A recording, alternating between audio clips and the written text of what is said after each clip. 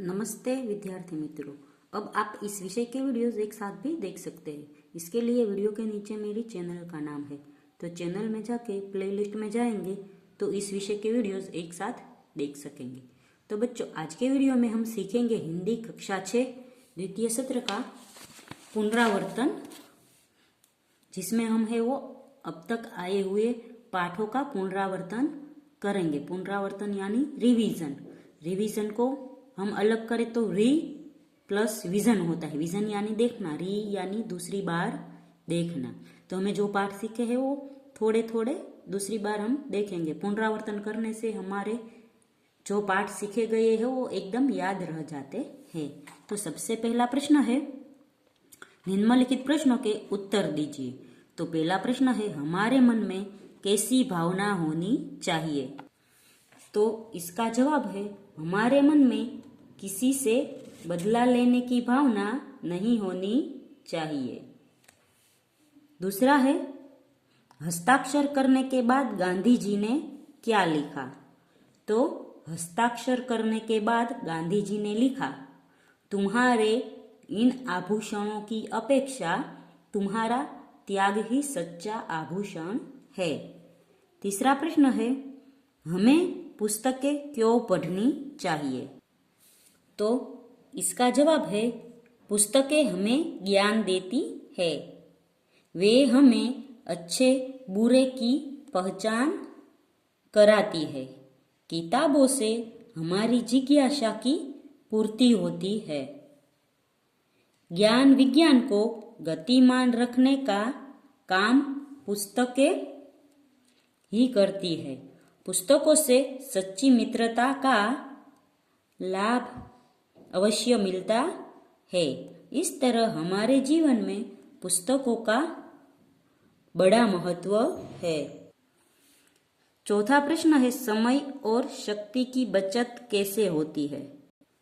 तो उसका जवाब है, कंप्यूटर जैसे वैज्ञानिक उपकरणों के प्रयोग से समय और शक्ति की बचत होती है।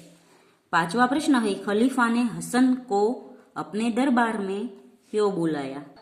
तो उसका जवाब है, एक दिन खलीफा अपना भेष बदलकर शहर में घूम रहे थे।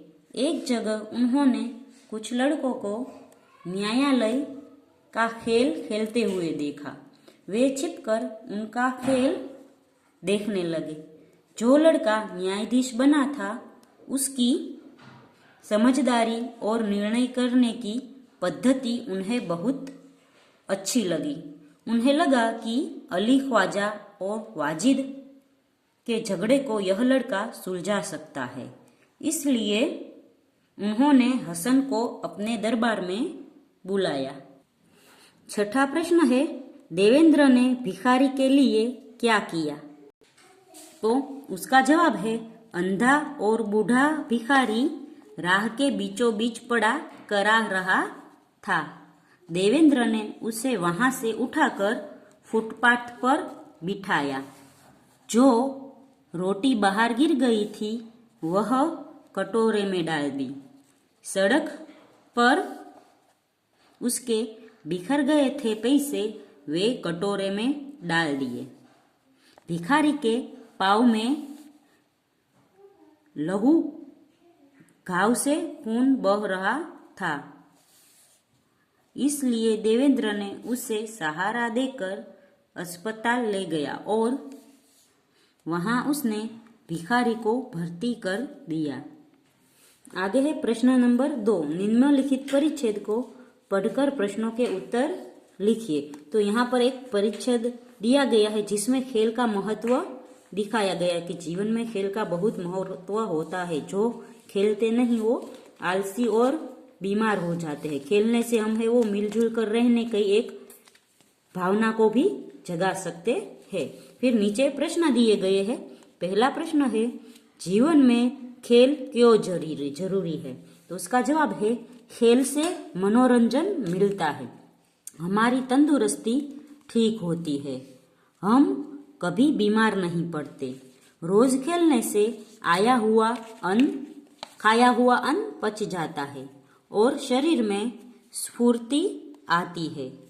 खेल हमारे शरीर को मजबूत बनाते हैं और दिमाग को तेज करते हैं। दूसरा प्रश्न है, खेल के अभाव में क्या होता है? तो जो लोग खेलते नहीं, खेल के अभाव में वे आलसी और बीमार रहते हैं। भोजन का पाचन ठीक से नहीं होता, हमारा शरीर स्वस्थ नहीं रहता, बीमार और कमजोर वे बन जाते हैं। आगे का प्रश्न है, पढ़ाई के साथ खेल पर जोर देना चाहिए, क्यों? तो खेलते समय हमें अपने साथियों का ख्याल रखना पड़ता है। उनसे हम खूब मिलजुल कर खेलते हैं, जिससे हमें कई अच्छी आदतें आप ही आप आ जाती है। ये आदतें आगे जाकर हमें बड़ी लाभदायी होती है। दूसरा है,